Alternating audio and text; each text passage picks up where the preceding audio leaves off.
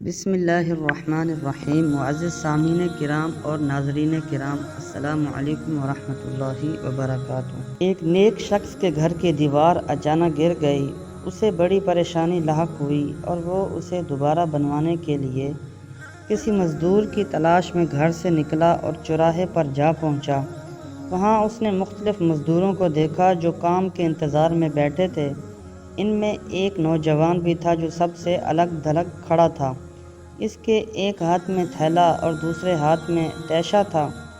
اس شخص کا کہنا ہے کہ میں نے اس نوجوان سے پوچھا، کیا تم مزدوری کرو گے؟ نوجوان نے جواب دیا، ہاں۔ میں نے کہا، گارے کا کام کرنا ہوگا؟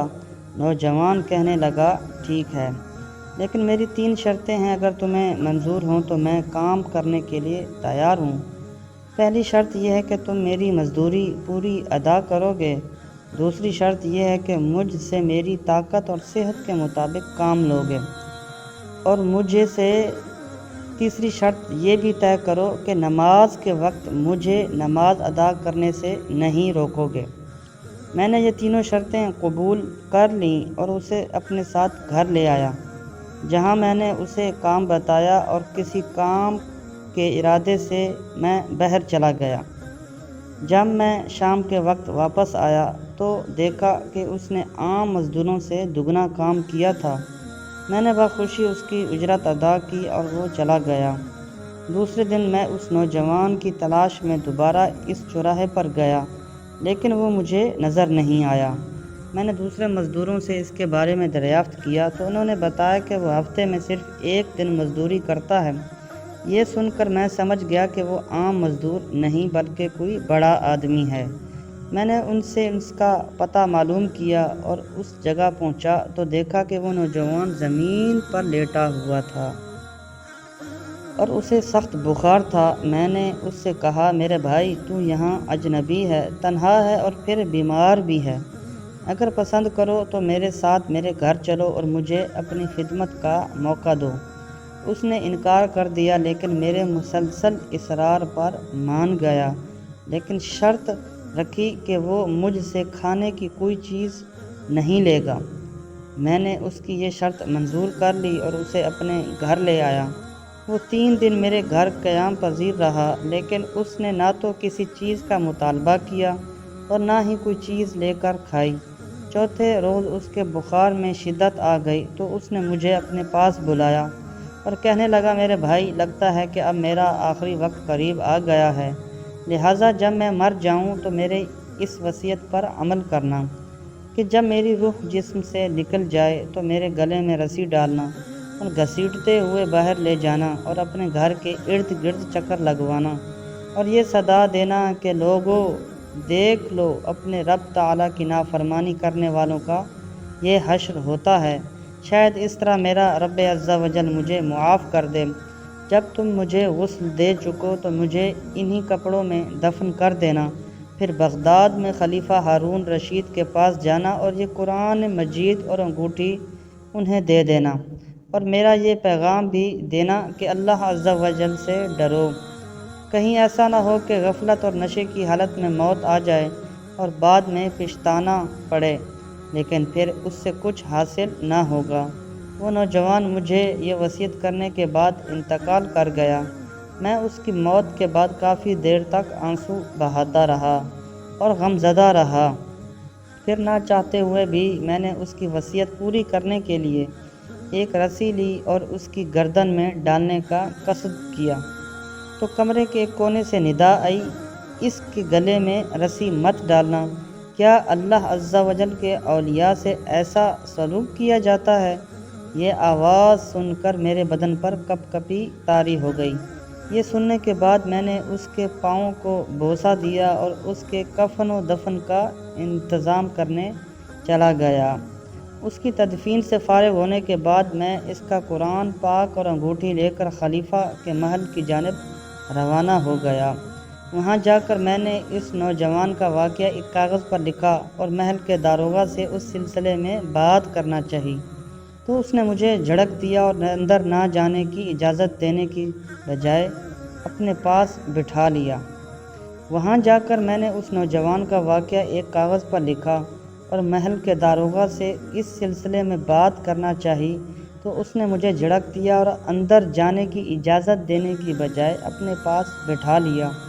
آخر کار خلیفہ نے مجھے اپنے دربار میں طلب کیا اور کہنے لگا، کیا میں اتنا ظالم ہوں کہ مجھ سے براہ راست بات کرنے کی بجائے رقیہ کا سہارا لیا؟ میں نے عرض کی، اللہ تعالیٰ آپ کا اقبال بلند کرے، میں کسی ظالم کی فریاد لے کر نہیں آیا بلکہ ایک پیغام لے کر حاضر ہوا ہوں۔ خلیفہ نے اس پیغام کے بارے میں دریافت کیا تو میں نے وہ قرآن مجید اور انگوٹھی نکال کر اس کے سامنے رکھ دی۔ خلیفہ نے ان چیزوں کو دیکھتے ہی کہا، یہ چیزیں تجھے کس نے دی ہیں؟ میں نے عرض کی کہ ایک گارا بنانے والے مزدور نے۔ خلیفہ نے ان الفاظ کو 3 بار دہرایا، گارا بنانے والا، گارا بنانے والا، گارا بنانے والا، اور رو پڑا۔ کافی دیر رونے کے بعد مجھ سے پوچھا، وہ گارا بنانے والا اب کہاں ہے؟ میں نے جواب دیا، وہ مزدور فوت ہو چکا ہے۔ یہ سن کر خلیفہ بے ہوش ہو کر گر گیا اور عصر تک بے ہوش رہا۔ میں اس دوران حیران و پریشان وہیں موجود رہا۔ پھر جب خلیفہ کو کچھ افاقہ ہوا تو مجھ سے دریافت کیا، اس کی وفات کے وقت تم اس کے پاس تھے؟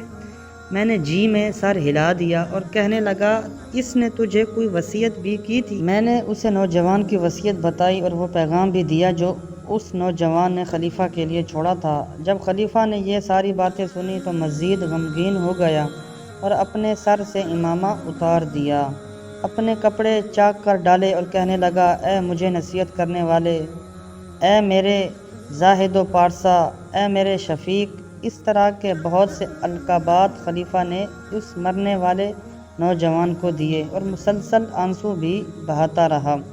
یہ سارا معاملہ دیکھ کر میری حیرانی اور پریشانی میں مزید اضافہ ہو گیا کہ خلیفہ ایک عام سے مزدور کے لیے اس قدر غم زدہ کیوں ہے؟ جب رات ہوئی تو خلیفہ نے مجھ سے اس کی قبر پر لے جانے کی خواہش ظاہر کی تو میں اس کے ساتھ ہو لیا۔ خلیفہ چادر میں منہ چھپائے میرے پیچھے پیچھے چلنے لگا۔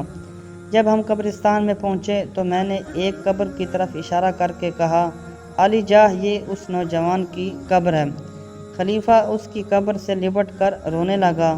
پھر کچھ دیر رونے کے بعد اس کی قبر کے سرہانے کھڑا ہو گیا اور مجھ سے کہنے لگا، یہ نوجوان میرا بیٹا تھا، میری آنکھوں کی ٹھنڈک اور میرے جگر کا ٹکڑا تھا۔ ایک دن یہ رقص و سرور کی محفل میں گم تھا کہ مکتب میں کسی بچے نے ایک آیت کریمہ کی تلاوت کی۔ پارہ 27 سورۃ الحدید، آیت نمبر 16، ترجمہ کنز الایمان۔ کیا ایمان والوں کا ابھی وہ وقت نہیں آیا کہ ان کے دل جھک جائیں اللہ کی یاد کے لیے؟ جب اس نے یہ آیت سنی تو اللہ تعالیٰ کے خوف سے تھر تھر کانپنے لگا اور اس کی آنکھوں سے آنسو کی جھڑی جاری ہو گئی اور یہ پکار پکار کر کہنے لگا، کیوں نہیں، کیوں نہیں، اور یہ کہتے ہوئے محل کے دروازے سے باہر نکل گیا۔ اس دن سے ہمیں اس کے بارے میں کوئی خبر نہ ملی یہاں تک کہ آج تم نے اس کی وفات کی خبر دے دی۔ پیارے اسلامی بھائیوں اور اسلامی بہنوں، یہ ہے دنیا۔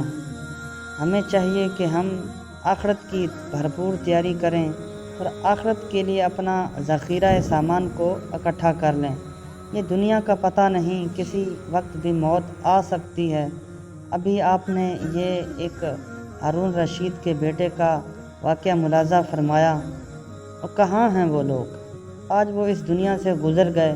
ہمیں بھی اس دنیا فانی سے رخصت ہونا ہے۔ آئیے ہم سب مل کر یہ عہد کرتے ہیں کہ آج سے ہم سب تمام صغیرہ کبیرہ گناہوں سے بچتے ہوئے قبر و آخرت کی بھرپور تیاری کریں گے تاکہ اللہ اور اس کا رسول ہم سے ہمیشہ ہمیشہ کے لیے راضی ہو جائے۔